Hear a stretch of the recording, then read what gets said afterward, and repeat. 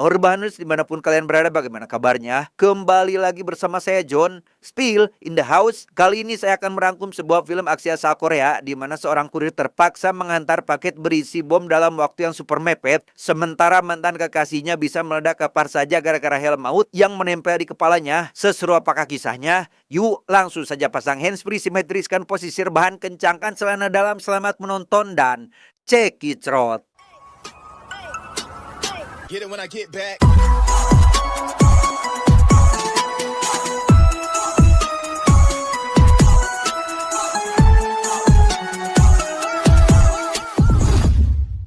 Berlatar pada tahun 2004, kisah akan berfokus pada seorang ketua geng motor bernama Gisu, sosok yang memimpin langsung konvoi liar untuk merayakan hari kemerdekaan di jalan kota Seoul tanpa memperdulikan aturan dan pengguna jalan lainnya.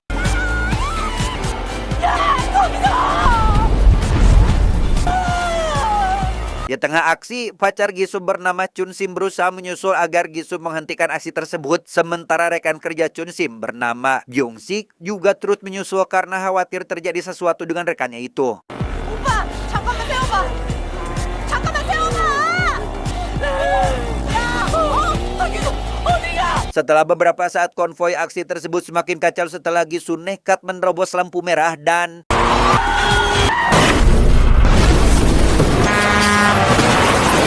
ya, terjadilah sebuah kecelakaan besar di tengah jalan raya yang menimbulkan korban serta kerugian yang tidak sedikit, di mana sejak saat itu, Gisu memutuskan untuk berhenti saja menjadi seorang ketua geng motor. 내려. 뭐라고? 내리라고.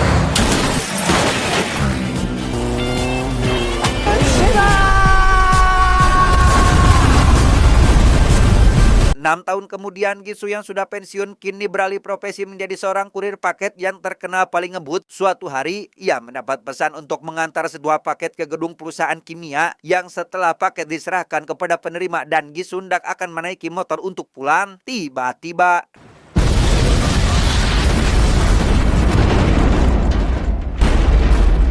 ya, terjadilah sebuah ledakan yang menghancurkan gedung hingga membuat Gisu terpental. Ia sama sekali tidak mengetahui jika paket yang baru saja diantarnya ternyata berisi sebuah bom yang menyebabkan ledakan dahsyat barusan. 이쪽은. 그냥 가. 내 손 좀 해. Berlatar di sebuah kantor polisi, seorang detektif bernama Seo mendapat tugas untuk segera menyelidiki kasus pengeboman yang baru saja terjadi. Hingga setibanya di TKP, Seo dan rekan-rekannya memeriksa rekaman CCTV di sekitar gedung. 아는 얼굴? 완전 아는 얼굴. Dari rekaman tersebut terlihat seorang pemilik perusahaan bernama Jeong yang turut menjadi korban tewas dalam insiden itu. Seo juga melihat Gisu yang menurut pandangan Seo mencurigakan karena mengantar paket tepat sebelum ledakan terjadi. Saat di perjalanan pulang, Gisu yang tak tahu sedang diburu menerima tugas baru mengantar seorang pelanggan ke sebuah lokasi konser yang sesampainya di titik penjemputan, Gisu dibuat terkejut karena pelanggannya itu adalah Chun Sim, mantan kekasihnya sendiri yang kini sudah menjadi idola papan atas. 오랜만이다. 지추심이? Karena waktu konser sudah sangat mepet, Chun Sim segera memakai helm milik Gisu supaya aman selama di perjalanan. Tanpa ia sadari, di dalam helm tersebut telah dipasang sebuah bom yang langsung aktif begitu dipakai olehnya. 왜? 헬멧에서 소리가 나는데? 헬멧에서. 이게 뭐지?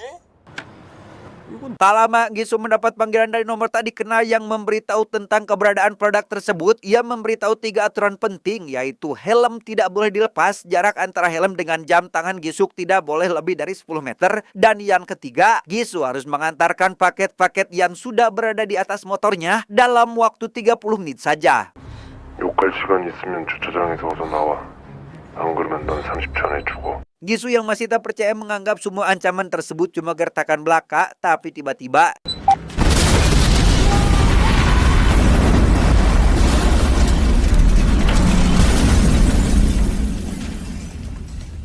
ya, setelah helm lain benar-benar meledak di hadapannya, Gisu akhirnya sadar jika ancaman ini bukan main-main. Ia merasa serba salah karena helm tersebut justru dipakai oleh mantan kekasihnya. Masalahnya, Chun Sim harus buru-buru tampil di konsernya yang sudah dinanti oleh ribuan penonton.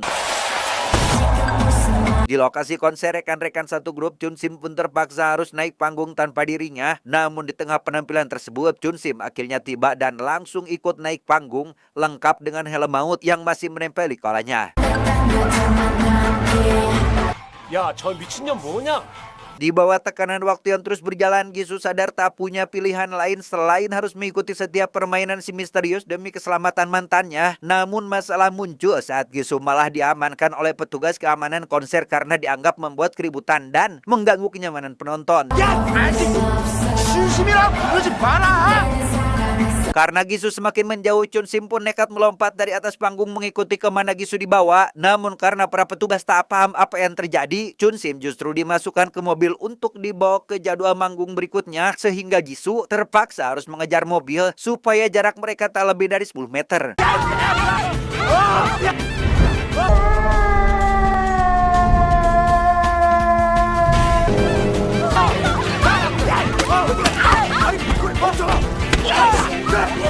Setelah berjuang mati-matian, Gisu akhirnya berhasil menarik Chun Sim naik ke atas motornya. Keduanya pun langsung melaju menuju lokasi penghantaran paket pertama dari si misterius.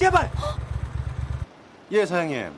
Setibanya di sana, Gisu segera menyerahkan paket itu kepada seorang pria bernama Kim yang ketika paket tersebut dibuka, hitungan mundur pada helm Chun Sim langsung terhenti, tapi tiba-tiba 라는 소리다.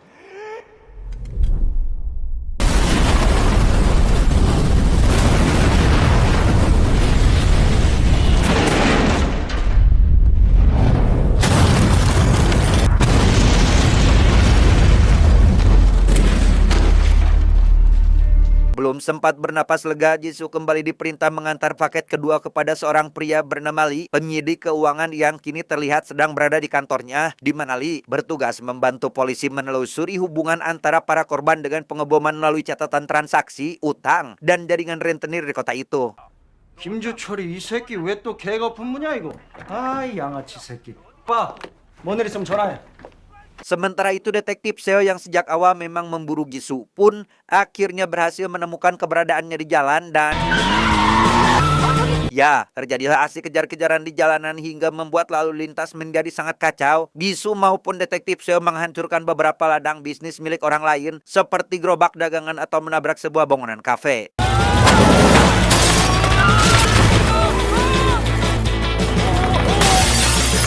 Akhirnya Gisu tak bisa kemana-mana lagi setelah ia berada di sebuah atap bangunan. Di sana ia tak bisa langsung menjelaskan apa yang terjadi karena si misterius akan meledakkan bomnya. Gisu hanya meninggalkan secari kertas agar si detektif Seo paham dan bisa mengevakuasi semua warga sebelum ledakan selanjutnya kembali terjadi.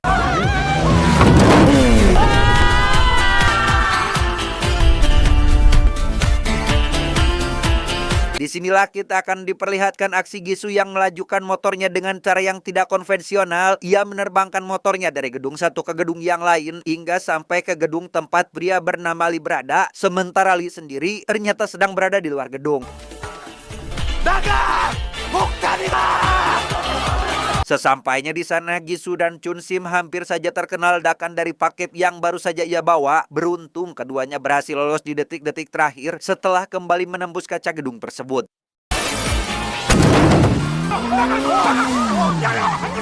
Gagal menangkap Gisu, di kantornya Seo mulai menyusun teka-teki dari kasus ini. Ia mencurigai seorang pria bernama Watanabe, tangan kanan dari bos rentenir bernama Aikawa, di mana seluruh korban pengeboman pernah memiliki urusan utang piutang dengan mereka. Untuk mencari tahu kebenarannya, Seo harus menangkap Gisu terlebih dahulu, menanyakan siapa yang memberikannya bom tersebut.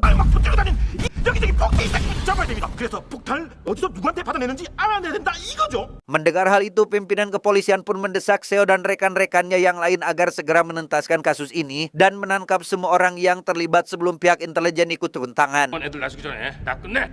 님이 몰빵이다 몰빵. Di sisi lain, Gisu yang sudah sangat kesal kembali mendapat kabar soal pengeboman yang kali ini diminta menemui Aikawa, bos Watanabe sekaligus pimpinan rentenir yang telah dicurigai sebagai pelaku. Namun sebelum melancarkan aksi, Gisu meminta agar helm maut dipindahkan dulu ke kepalanya sendiri. 오빠.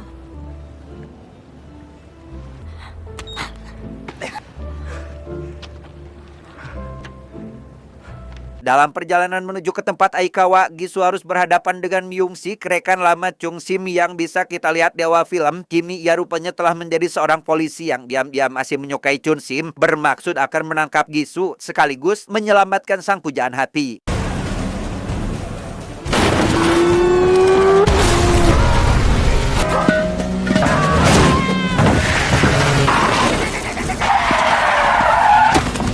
Lolos dari kejaran Myung-sik, Jisoo dan Chun-sim langsung mencari-cari sosok Aikawa yang kini sedang bersama Lee di dalam mobil. Setelah berhasil menemukan keberadaan Aikawa, Jisoo diminta menjatuhkan Lee dari mobil karena targetnya kali ini adalah Aikawa. Namun Lee yang malah kebingungan justru kembali masuk ke dalam mobil dan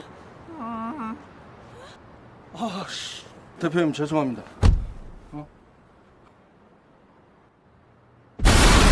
ya, ledakan tersebut justru menewaskan Lee, sementara Aikawa diculik oleh seorang pria bernama Jeong, pemilik dari sebuah perusahaan kimia yang meledak pada awal film. Ternyata selama ini Jeong memasukkan kematiannya dan ialah dalang dibalik aksi bom, termasuk si misterius yang selalu menghubungi Jisoo. 그 설계도 가지고는 절대 폭도 못 만들어.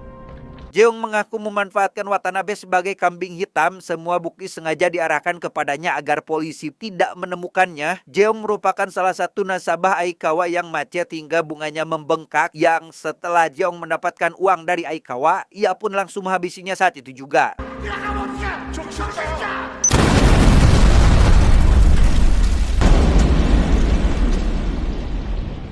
Kembali pada Jisoo, si misterius yaitu Jeong kembali memberi perintah baru, yaitu harus menyerahkan diri ke polisi. Namun kali ini ia harus pergi sendirian tanpa ditemani Chun-sim. Yang tepat setelah Jisoo meninggalkannya, Chun-sim yang sendirian pun tiba-tiba diculik oleh Jeong.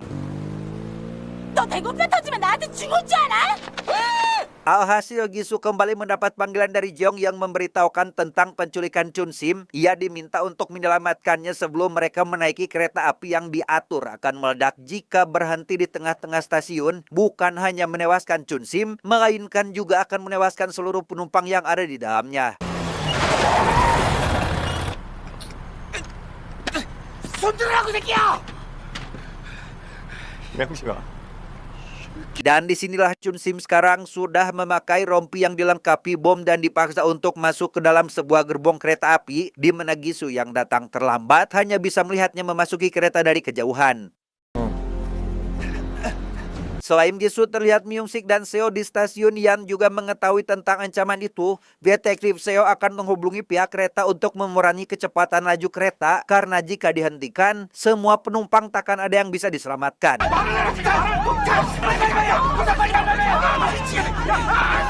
Sementara Jisoo sendiri terlihat masih mengikuti kereta dengan motornya. Sadar laju kereta mulai melambat, Jeong yang berada di dalam kereta pun menemui Pak Kondektur untuk kembali memacu kecepatannya agar rencana busuk tak sampai gagal.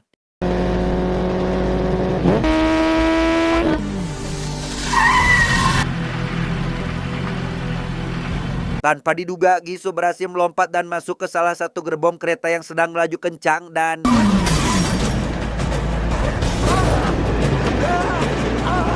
ya, berhasil masuk ke dalam gerbong tempat Chun-sim berada. Jisoo langsung menolong sang mantan yang hampir saja akan dihabisi, sehingga...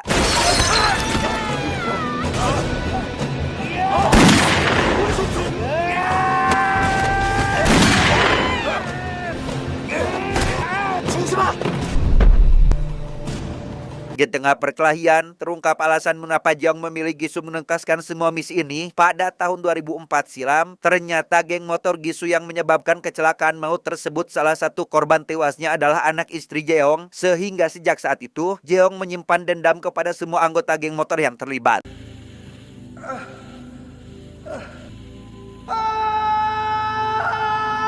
Chun-sim yang berhasil membawa senjata pun segera menembak Jeong saat itu juga, di mana sebelum benar-benar melawan, Jeong sempat melempar remote peledak keluar agar mereka tidak menonaktifkannya dan bom meledak secara otomatis.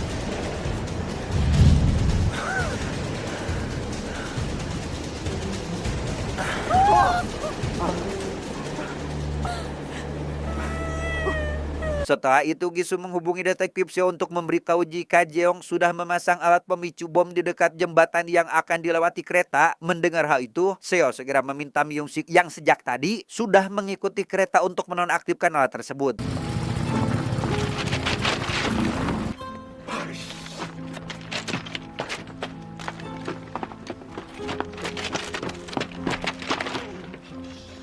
Demi menyelamatkan ratusan penumpang yang tak berdosa, Jisoo berusaha melepaskan sambungan gerbong tempat mereka berada agar terpisah dari rangkaian kereta lainnya, di mana hal tersebut tentu membuat semua masyarakat dan pihak kepolisian merasa lega.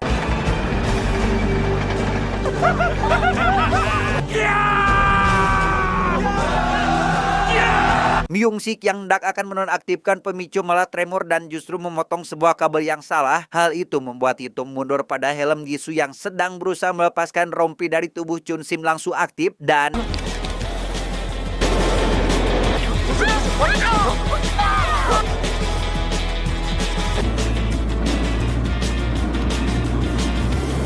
ya, tepat sebelum kereta meledak, Jisoo dan Chung Sim pun nekat melompat ke sungai di bawah jembatan. Begitu juga Myun-sik yang sama-sama melompat demi menyelamatkan diri.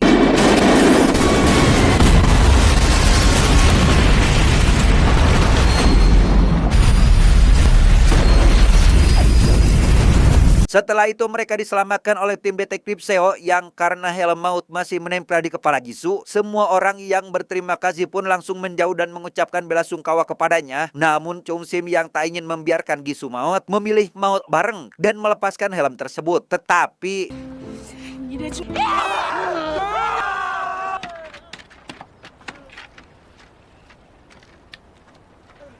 ya, helm tersebut ternyata tidak meledak hingga membuat Myung-sik yang kecewa pun langsung melemparkan helmnya. Di mana lemparan tersebut justru membuat helmnya meledak yang ternyata ada sekumpulan bocah yang menekan remote dan tak sengaja menekan tombol agar meledak.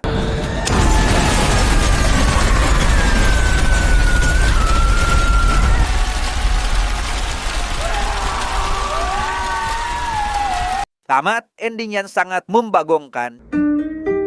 Pesan yang bisa kita ambil dari film ini adalah jangan pernah kasih bocil barang yang ada tombolnya, dipencet duluan, baru nanya itu tombol apa. Ingat, sekecil apapun perbuatan kita pasti akan kembali pada diri sendiri karena tak ada satupun amal maupun dosa yang luput dari catatan dan pada akhirnya semua akan dimintai pertanggungjawaban. Saya John mewakili jajaran direksi yang bertugas mengucapkan terima kasih dan sampai jumpa di video selanjutnya. Adios, kerupuk meledak rasa solar. Cuau, cuau, cuau.